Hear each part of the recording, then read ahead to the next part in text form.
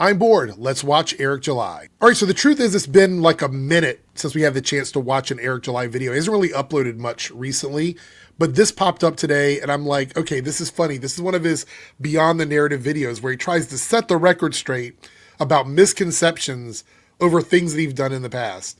So this is called He Hated Everything. And so I guess he's going to explain to us why he didn't build his channel off of hate content. This is going to be hilarious. Let's watch the video. Here we go. After launching the Rippaverse, I scaled back on general content creation. I wanted to focus on building the business and becoming a better professional. Of course, we have our share of people that don't like us, and they're free to have whatever opinions they want about me or my work. But there is this one dishonest narrative that does keep being pushed. So everybody's free to have their opinion on him, but he's going to take time out of his busy day building his business to make like a almost 10-minute video breaking down why he did not somehow benefit from making hateful content. Okay. They claim I built my career on hating Marvel and DC, so now they think they're just giving me a taste of my own medicine, but that's completely false. Oh, completely false. This is funny. So he's saying there's absolutely zero truth to any of this. This is going to be good. This is going to be good. I'm one of the people that said this. I've said that you have criticized these companies and said awful things about them, and now you're in the same position that they're in. But you're saying that that is false. That is, okay. All right. Well, I mean, to be honest, you're not really like those two companies at all. So I guess that part of it is, so we can end the video here then, if that's what you're going to say. But I don't think that's what it is. So today, we're going to shut that down with receipts. Let's get into it. First, let's get something straight. My career wasn't built on comic book content. I've been on YouTube since 2006 and posting regularly since 2007. My channel first took off through the Dallas hip hop scene, you know, during the... Yeah, you were in a video for Teach Me How to Dougie, and that video went viral. And then you've had some other videos since that one that did well for you. But yeah, you were just a backup dancer in that video. Anyway, whatever. Let's go. My Dougie and Dallas Boogie era, and later blew up because of my metalcore vocal covers. Then in 2010, I became a libertarian political commentator, incorporating those ideas into my music. My first successful band, Fire from the Gods, even had an entire EP about it.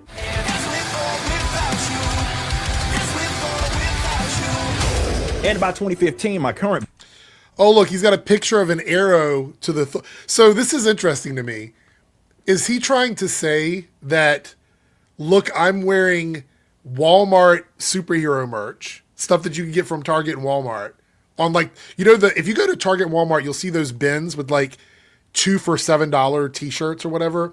So he's trying to say that during the era of the MCU, when Marvel was arguably at the height of its power, like right after Avengers came out, you know, in the 2010s, right after that came out, everybody was a fan of Marvel. So here is him showing, look, I got this. I have the same shirt. I have the same shirt. I would not use this particular shirt as like, oh, I'm a true fan because of this shirt. These are like the Walmart Target shirts, JCPenney shirts that you can get like 2 for $7 in a pile of other pop culture fandom shirts. So this doesn't really... I wouldn't use this as an example. Band Backwards was already established and touring long before I ever started making comic book content on YouTube. That was also the same year I appeared on Fox News with Tucker Carlson to discuss minimum wage. Yeah, so I tried to find this. I was looking on his channel. Let me click over to his channel here. I believe at this point, Tucker Carlson was just contributing to Fox. He was part of the Daily Caller at that time. So he's just contributing to Fox. So he wasn't like a high-ranking Fox, you know, talking head at that point. And so Eric was on there because of a Bernie Sanders video. Now, that would have been, the video would have had to have been at least a decade old, maybe a little over a decade. So I went through here and I was looking around this era here, which would have been around the time that video would have came out. And I don't really see anything related to Bernie Sanders that is still on his channel. Now, I'm not sure if he's deleted it or if the video was on a different Eric July channel at that time, but it's a little strange to me that Eric July managed to get invited onto, because look here, 9 years ago, it would have been before that. So the video's gone. I even looked up like Eric July, Bernie Sanders, and it's all more recent stuff. So it's kind of weird to me. Why would Eric be selected to go on Fox News to talk about politics if this was the state of his channel at that time? He was standing in his bedroom screaming metal covers at that point. He says he was doing political stuff. And there is some political stuff on his channel, but not a lot of it. Like if you scroll back here, there's not a lot. Like if we go back here 14 years ago, I mean, either he has deleted it or it's gone from public, which I don't know why. But a lot of that is missing from his channel. It like kind of skips around to all of his metal covers here and then nothing, no viral Bernie Sanders video. Anyway, that's why he was on Fox and Friends or talking to Tucker Carlson at all. It's weird to me that they would select Eric July, at this point, a random YouTuber who had one viral video about Bernie Sanders, to go on and talk to Tucker Carlson. And where is that video at? Where did that video go? Anyway, let's get back to the video. And that's not even touching my Blaze appearances a decade ago with Dana Loesch or my role in founding of Being Libertarian. So before I ever reviewed a comic book, I already had a sizable following, multiple accomplishments, and a fully established career. Now all that. So he says before comic books, he had a sizable following. So I went to the Wayback Machine to look, and the earliest copy of Eric's YouTube channel that I could find was here from December of 2019, December of 2020. It was 2 captures during that era. And he had 170,000 subscribers at that point, which means that unless this number was the stagnant number from the time that he was talking about, like 5 years prior to that, I would guess his channel had significantly lower subscribers at that point. So if you're looking at it from that perspective, yeah, 170,000 subscribers is great on YouTube, but it's not like you are blowing up to the point where you're gathering public attention for getting 170,000 subscribers on YouTube. That's just not the reality of YouTube, which means he probably would have been less than 100,000, over that 5-year period. So again, what was the appeal of what Eric was doing at that time that made him so interesting to primarily conservative outlets? We'll talk about that in a second. Let's go. That said, I've been a fan of Marvel and DC my entire life, and I've got countless amount of long boxes full of comics. And if you go back to my old content from the early 2010s, it's easy to find photos and videos of me rocking comic book based merch. So again, you're wearing this stuff around the era of like the height of comic book hype, right? You're wearing this stuff that like again, these are like JCPenney, Target, Walmart shirts, man. These are not the ones, like if you go to a comic shop and you buy t-shirts, you get stuff that's different from the mainstream stuff. What those are the faux vintage shirts that you can buy from any sort of store. That doesn't mean that you're any less of a fan, but to point at those and go, look, I was wearing stuff that you could get at Target during that era, so this proves I'm a fan. It's just not a good metric. From the early 2010s, it's easy to find photos and videos of me rocking comic book based merch. Even in my political commentary videos, you'd see comic related material in the background because it's always been a part of my life. I mean, there's kids right now wearing Nirvana shirts and Rolling Stone t-shirts, and they have no idea who those bands are. There's countless videos on YouTube of people stopping kids in the street saying, "Oh, I love your t-shirt. What band is that?" And they have no idea. They wear it because it's cool and they got it from some shop that sells like streetwear. When I finally started making real money as an adult, I was spending hundreds of dollars a week on comics. My collection is massive. Now, around 2016, I took that passion to YouTube, making comic book reviews, commentary, and lore videos, breaking down stories, characters, and the industry itself. Now, right, and it didn't do anything for your channel. That didn't increase the viewership on your channel. Let's take a look at that. So we're looking here at his channel 8 years ago. Let's just take a look at some of his content here. These are his videos. 645 views. 5.8K views. That isn't even comic book related. So he would have been talking. Look, I mean, he's not. Where are these videos of him breaking down comic books from that era? Where is it? Look, a bunch of game videos, like him playing games and stuff, which are getting no views.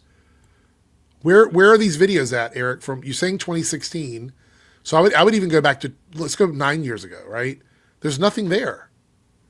There's nothing on your channel from that era that relates to the video clip that you showed. Where is it? I don't see it. Now, there are some comic book videos on your channel from 7 years ago, maybe. Oh, look, 6 years ago. So that would have been roughly around 2019 is when you started doing these kinds of videos. So yeah, you're either your timeline is off or you're lying in this video. Let's continue. Keep in mind, I've been calling out the goofiness of diversity and inclusivity agenda since the early 2010s. My first video addressing it in relation. Right. So that's hate content. See, that's the problem, is all cylinders aren't firing in your head. You don't see that as hate content. So it's a game of semantics. It's an argument of semantics. When you're talking negatively about gay people, women, trans people, things like that, that is considered by many people in that community. If you're talking shit about gay people, I consider that to be hate content. You do not. Therefore, the criticism stands because you're saying that you didn't make hate content. You were just making content talking about the goofiness of all of this. The fact that you're even calling it goofy could be considered pseudo hate content. So already it's just disingenuous, Eric. Relation to comics was back in 2017. 2018 was the year of my infamous Supergirl review. So no, I didn't switch up for views. I've been pretty consistent. Oh, so you've been consistently hateful. That's it. I just looked at your channel and there's some discrepancy there. Yes, your Supergirl video absolutely blew up. That's one that I think I had like at least 1 million plus views on it the last time I looked at it. But if you're saying that you've been consistently like that from the beginning, then that makes it even worse, because then you are proving the point that you built your channel on hating stuff. See, what you're trying to do is you're trying to play word games. You're trying to play word games with us. But apparently some of y'all missed all the positive reviews I've given over the years. So now we're going to go through them. Right. We missed them because they didn't gain a lot of traction on your channel, which is why you got even more and more spiteful with your content. So let's see what you got here.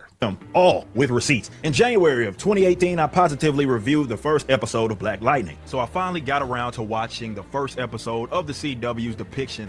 This is really funny that you're going to go back and show these clips. It's like saying someone can't be an awful person because they did one good thing. Right? I did one good thing. So now the other 90% of the stuff that I've done, all the awful stuff I've done, is changed because I made this one good thing. Let's look up your Black Lightning video and see how many views there are on it. So we found the video from 7 years ago, and this is why you don't make this kind of content. Okay? It's very clear. 3.4K views. People that talk about things rationally and reasonably and actually have opinions about them in this way, you don't get those kinds of views that you're getting on YouTube now because of this. You don't. So 3.4K views tells me that based on the amount of subs that you had at that time, which, let's be honest here, was probably somewhere above 50K, this is not a good number for you. 3.4K views with that many subs is not a good number. But saying that this is proof that I did good stuff, I deserve credit for doing good stuff. No, you changed it up because of this. You changed it up because nobody gave a fuck about you talking positively about Black Lightning. And that's a reflection on the kind of subscribers that you had amassed at that point on your channel. Let's continue. Of Black Lightning, and I must say, I'm really impressed. Let's go to the rest of that year. I spoke good things about the hype surrounding Black Panther. That year I started my Who is Thanos series, which dove into the lore of that character. 18 plus videos, and keep in mind I edit all of these myself. I gave a positive. Oh, you edited them all yourself? Oh my goodness. Oh my gosh. Surprise, surprise. Most people on YouTube edit their videos themselves. Let's take a look at your Thanos videos and see what kind of views you got on those. All right, so here are your Thanos videos, right? Who is Thanos? 1, 2, 3, 4. I only see 4. Oh, 8. They're not consistent. Looks like you hid some of them, maybe.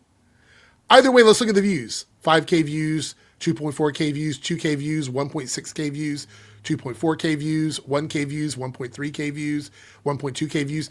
Again, you're talking about a channel that at this point probably was north of 50K subs. You saw that and you're like, these are not good views for my channel. I want my channel to do better. There's nothing wrong with that. I think anybody trying to grow their channel is trying things to make their channel do better, especially if that's what you want to do with your time here on YouTube. So you saw that and you're like, this isn't working for me. It's all coming together, Eric. We're going to piece this pie together as a team, as a duo, you and I. So you saw this wasn't working on your channel. Your Supergirl video where you talk shit about Supergirl did really, really well. So you made the decision that I'm not going to talk positively about stuff anymore because it doesn't get views and it doesn't give me money on YouTube. It looks like you try to continue to do these videos here, but look at this. Thanos, 1.9K views, 1.9K views. The Sham of Diversity, 25K views. Changing Race, Gender, or Sexuality of Established Comic Book Characters, 315,000 views. So clearly we can see what was going on here. He's trying to test the waters on more edgy, hateful rhetoric on his channel. Let's go into 2019. I did a video on 3 black characters Marvel should expand on. I gave a positive review of Friendly Neighborhood Spider-Man issue #1. I personally love it. I gave a positive review on Punisher #1. Everybody knows how I felt about Black Widow No Restraints Play. I reviewed all of those issues, so 5 separate videos, and this is largely why the Saskas work for the Rippaverse. I did a 3-video series trying to help people understand DC's current continuity. I talked positively about Blade. I don't think you understand what Blade and Wesley Snipes acting really did for the comic book industry, man. All you're doing, each time he does this, I've gone and looked at the pages. The views are low. So all you're telling us, the viewers, is that when you were doing this content, you weren't growing your channel. Your channel wasn't growing. That's the issue. And a lot of these are old, like he's saying like 6 years ago, 7 years ago. These are all older videos on his channel. So the channel growth, I'm going to show you here in a second. His channel growth did not happen during this period. He had a normal YouTube channel growth. The massive channel growth that happened on his channel happens at a different time. We'll talk about that in a second. I nerded out about Thanos. I gave a positive review of Avengers #16 when Blade returned. I went over the first appearance of Monica Rambeau. I even spoke positively about Disney Plus in relation to Marvel. I gave my top 4 underdeveloped black characters. And coming in at #1, Hotspot, aka Isaiah Crockett. I gave a fair review of Avengers Endgame. I gave a positive review on Agents of Atlas. Yeah, I was talking about Luna Snow long before people learned about her from Marvel Rivals. I talked about a new Latino character Marvel did absolutely nothing with. I talked about how it's so this is for DEI points, right? That's what you're looking for here. You're looking for diversity points here. You're going through and going, look, I talked about this woman, I talked about this Latino character, I talked about this other marginalized character. So look, guys, I didn't make hate content. I checked off these boxes. So now you're doing check boxes. You're saying I checked off the boxes, so don't say that I built my channel off of hate. That's a really interesting tactic. As far as ongoing series, Detective Comics was my favorite series. I spoke positively about Arrow #1. So Arrow, recommend. I love the artwork, man. Spoke decently about Symbiote Spider-Man. I talked positively about the casting of Monica Rambeau. They didn't fuck this casting up. I spoke positively about Savage Avengers. I spoke positively about Avengers Loki Unleashed. Encourage you guys to pick this book up. Keep in mind, he actually paid one of his people on staff to go through and find all this. Someone at the Rippaverse had to go through all of his old content to dig all this up so he could make this video. It was great. I gave a positive review of Guardians issue #9. I gave a positive review of the first Joker film. This is more of a drama thriller type of movie, which works well in the Gotham setting. I went to bat for the House of X, actually defending it against people that called it SJW. I gave a positive review of the House and Powers of X. I gave a positive review of Shazam. I gave a positive review of Ghost Rider issue #1. I spoke positively about Jessica Jones beating up a communist. There's not that many good books, decent books that are being dropped by Marvel. This is one of them. I hyped up the Agents of Atlas, spoke positively about Marauders issue #1, hyped up the original X-Men, the animated series. I hyped up Justice League Dark issue #17. I talked about being originally stoked about Wonder Woman 1984. Oh man, okay. Originally. I like it a lot. Moving on to 2020, I was originally hyped for New Mutants. Hell, I did everything I could to give that as fair of a review as possible. I'm on board. Like, I've seen enough. I'm 100% on board. I nerded out on the Silver Surfer. I hyped up Marauders. I really do enjoy Marauders. Again, I spoke well about Thor #1. I gave good reviews too. Now, you notice he said 2020. I want to point out that this is right before the big anti-woke boom on YouTube. And what I mean by that is the channels that really blew up during this era. There's a couple of them. You probably know them, like Critical Drinker, Nerdrotic, the Fandom Menace community. All those guys blew up during this era because there wasn't a lot of media being released because of COVID. And so people were turning to YouTube for their content. And there was a lot of people who were upset that they weren't getting content, stuff wasn't coming out. So they were blending in with this outrage stuff on YouTube. And just to sort of show that, let's take a look at Eric July's channel during this period. I had to go back. So this is in 2020. So this was November of 2020. He was at 282,000 subscribers. So keep in mind the one we looked at earlier, which is here, would have been the beginning of that shift on YouTube. So he went from 170 over to 282. And again, this was in 2020. So let's take a look at 2022. All right, so this is 2022, November of 2022, and he is at 506,000 subscribers. So he grew by like what, 270, 280,000 subscribers in that period of time. That's massive growth. And all of that happened after everything that he is showing you in this video. So far, everything he has shown you in this video is prior to his massive channel growth. So I'm curious if he ever gets to the point where he stopped talking positively about these things. I reviewed Thor issue number 3 positively. I thought Batman issue number 89 was solid. I thought Justice League number 41 was great. I spoke well about Gotham City Monsters. Again, from what I can tell, all of this stuff is 2019 back. It's all 2019 back, as far as I can tell so far, unless I'm forgetting something. I think a lot of this is like prior to the big, like the era of the shutdown where nothing was happening. I tried to get people somewhat intrigued by Marvel's Avengers. I did a countless amount of videos on this video game. I said I was originally excited for Gotham Knights. I reviewed the first 5 issues of Thor positively. And next year, I gave a nearly 2-hour review of Justice League while also going through the history. It does some great things that hopefully DC Comics utilizes in the future. Now, as you know, I publicly committed to the Rippaverse in March of 2021, and my comic book review slowed down significantly. My intention is, and that is the launching of what is going to be known as the Rippaverse. In June of that year, I made a video addressing his comic book reviews didn't slow down. He shifted. His comic book reviews changed from positive to negative. Okay? He's leaving that out. I have made several videos on my channel where Eric July and Az, many times, have talked negatively. They've talked negatively about comic books. So it's not that he just stopped reviewing comic books. It's that he started talking negatively about comic books. Let's take a look at his channel 5 years ago. Let's go back 5 years. Brie Larson wants to move faster on diversity and representation. Tokenism, diversity, and Avengers Endgame. Twitter SJW gets taste of her own medicine. The arrogance of some comic book normies. That doesn't sound like positive content to me. Tokenized J. Jonah Jameson in Far From Home. Leftists don't believe this. Captain Marvel continues to be shielded from criticism. Expect goofy characters from that nobody asked for in the MCU. The majority of black characters in MCU films are unoriginal. Why I dislike Miles Morales. The insanity of representation. This is the beginning of the monetize your haters content. Not very positive, Eric, right? Not very positive. Look, 11K, 10K views. You're starting to see why I'm not a fan of Multiverse of Comic. 20K views. Interesting. Marvel uses gender-neutral pronoun on Mjölnirs, 17K views. Is Marvel trolling me in the latest Avengers comic book? 14K views. Marvel has made it clear diversity is a top priority for the MCU. Tokenized Magneto and Professor X on the way. Now we get into the COVID era of stuff. Why leftists aren't being taken seriously. My thoughts on George Floyd. Joe Biden thinks if you ain't black, you're not voting for him. Vanity Fair writer thinks releasing the Snyder Cut may be a victory of toxic fandoms. Woke police and redistribution. Defund the police. Virtue signal. Weirdos love black versions of classically white characters. Tokenized characters get tokenized again. Weirdo wants entire Fantastic Four tokenized. Tom King is everything wrong with mainstream comics.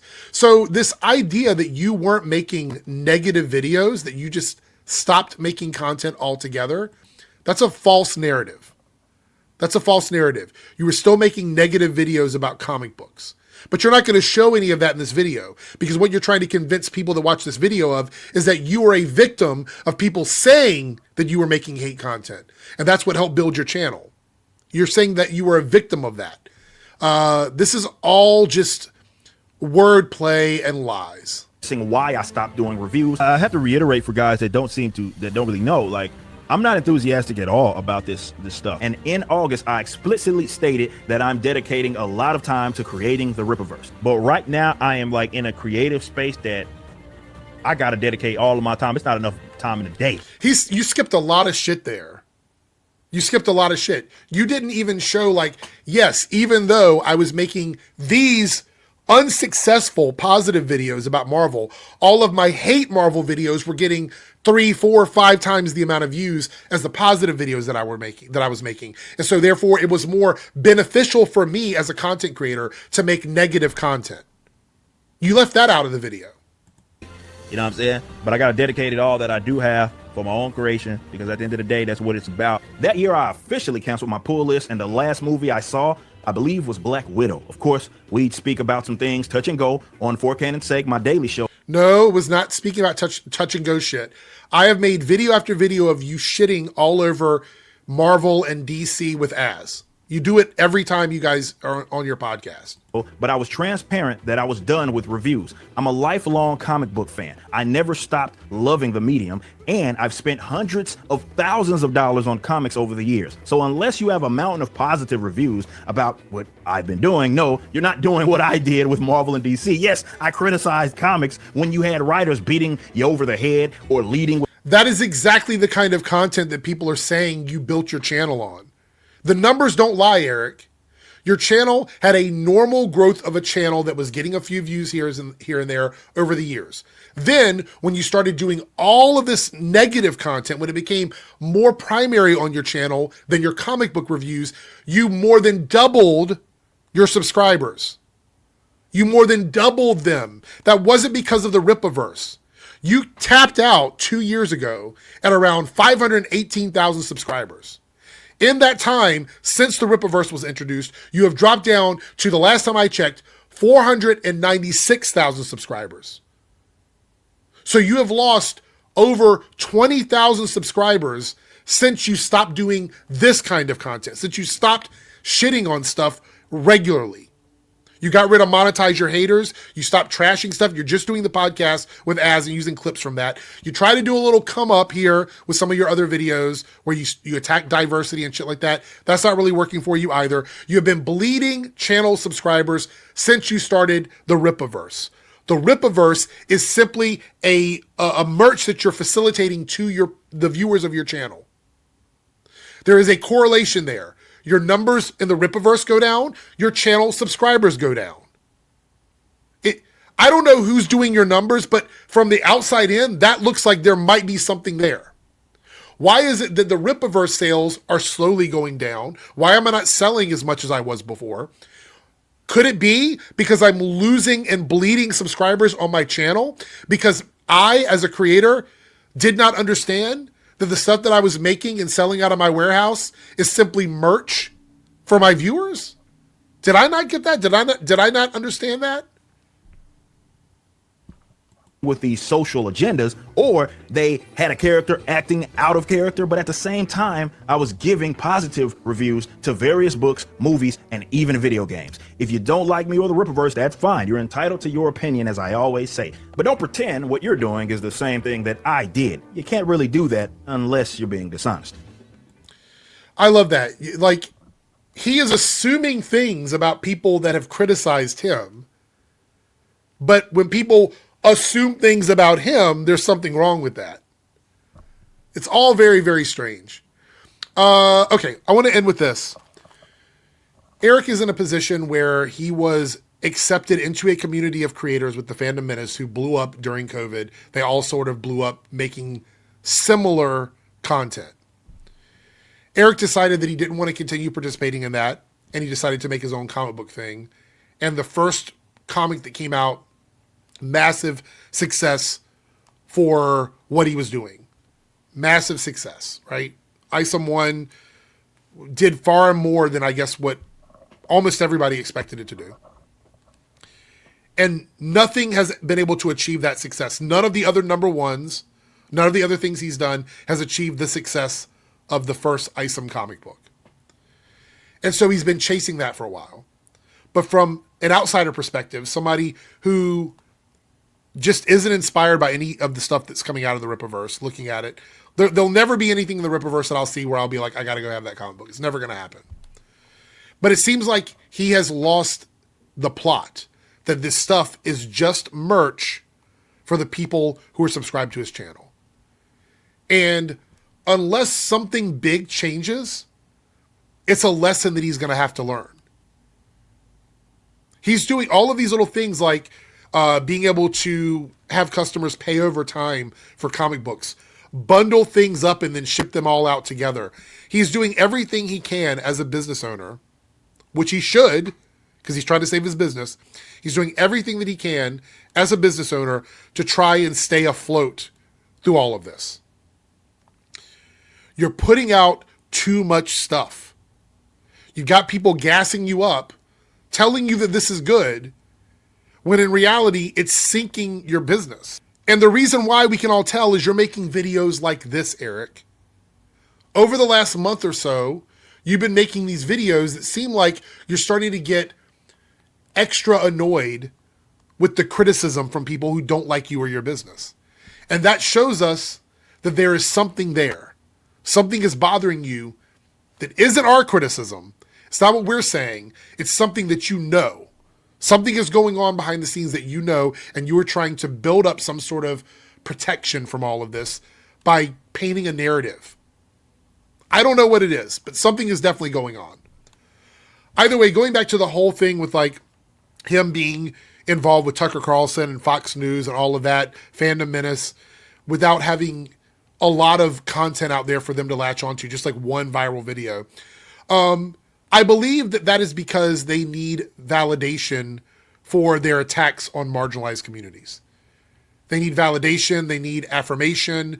They need people like gay people, women, black people to come on air with them and make it look like, hey, we're not bad because look, we have a gay person on here. We have a black person on here. We have a woman on here who feel the same way we do. Even if we had to dig through the whole internet to find them, we found them. And now they're here with us, and we're going to prop them up. We're going to make them feel special. And we're going to do that because it shields us from criticism.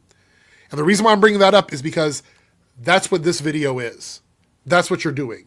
You're saying, hey, if you don't like me and think that I built my channel off of hate, look at all of these positive things I've done, because you're trying to shield yourself from criticism. That's all it is. The numbers don't lie, Eric. If you look back, you can see that your channel grew, doubled in subscribers in a short amount of time when you were making predominantly negative content. And you don't understand that, like Tucker Carlson, Daily Caller, which was white nationalism, that was a big part of that. Fox News was talking negatively about queer people, marriage equality, all of these things. You were aligning yourself with people who were involved with hate content.